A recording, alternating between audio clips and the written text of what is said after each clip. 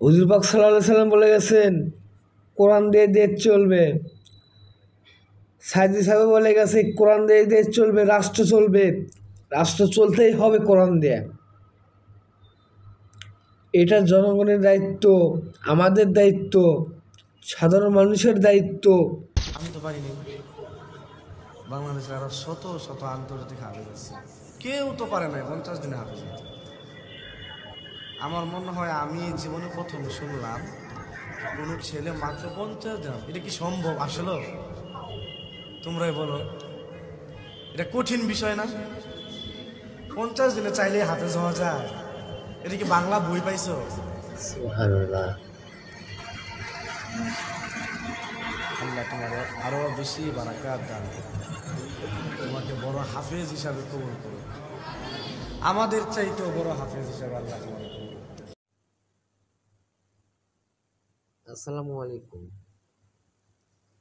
এই প্রথম দেখলাম যে 49 দিনে বা 50 দিনে একটা হাফেজ হওয়া। মাশাআল্লাহ, এটা যে আমাদের দেশের জন্য কতখানি গৌরব, এই বাচ্চাকে দেখে বুঝলাম। নাজমুল সাকিব ভাই যে এনাদেরকে এই ছেলেদেরকে যে আদর যত্ন ভালোবাসা দিল বা দোয়াটা যে দিল, আমি শুনে অবাক, মানে আমি দেখে অবাক। আর পৃথিবীর যে আরো হাফেজ আছে, একটা হাফেজ হতে গেলে নিম্নপক্ষে 2 মাস, 3 মাস, 4 মাস, 6 মাস বা 1 বছরও লাগে। তো আলহামদুলিল্লাহ, এইটুকু বাচ্চা যে 50 দিনে বা 49 দিনে হাফেজ হয়েছে, এটা আমাদের গর্বের বিষয়। ইসলাম একদিন কায়েম হবে, এই দেশে ইসলাম একদিন আসবে, ইসলামের পতাকা উঠবে ইনশাআল্লাহ। দেখবেন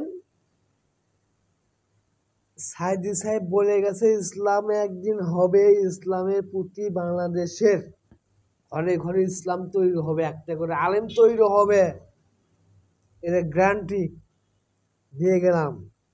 আমি বাসে থাকি বা মরে যাই, আমি আজকে আসি কালকে নাই, তবে ইসলাম প্রচার হবে, ইসলামের দিন তৈরি হবে, বাংলাদেশে ইসলামের রাষ্ট্র হবে ইনশাআল্লাহ। যদি আমাদের মতন সাধারণ মানুষ যদি আমরা সাথে থাকি, ইসলাম কায়েম হবে। দেখে নিন সাইদি সাহেব যে কতগুলো বলে গেছে, একদিন সেগুলো হবে। রাসূলুল্লাহ সাল্লাল্লাহু আলাইহি ওয়াসাল্লাম বলে গেছে যে দিনে ইসলাম প্রচার হবে, ইসলামের দিন আসবে, মানুষ মুসলিম ধর্ম অবলম্বন করবে, ফিতনা থেকে বাঁচবে ইনশাআল্লাহ। আমি বলে গেলাম ইনশাআল্লাহ একদিন ইসলাম। আর একটা কথা বলে গেছি আমি, মনে কিছু নেবেন না। হুজুর পাক সাল্লাল্লাহু আলাইহি সাল্লাম বলে গেছেন কোরআন দিয়ে দেশ চলবে। সাইদি সাহেব বলে গেছে কোরআন দিয়ে দেশ চলবে, রাষ্ট্র চলবে, রাষ্ট্র চলতেই হবে কোরআন দিয়ে।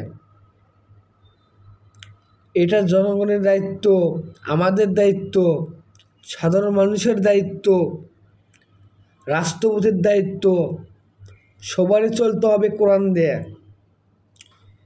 যেখানে দুর্নীতি সেখানে প্রতিবাদ করতেই হবে আমাদের।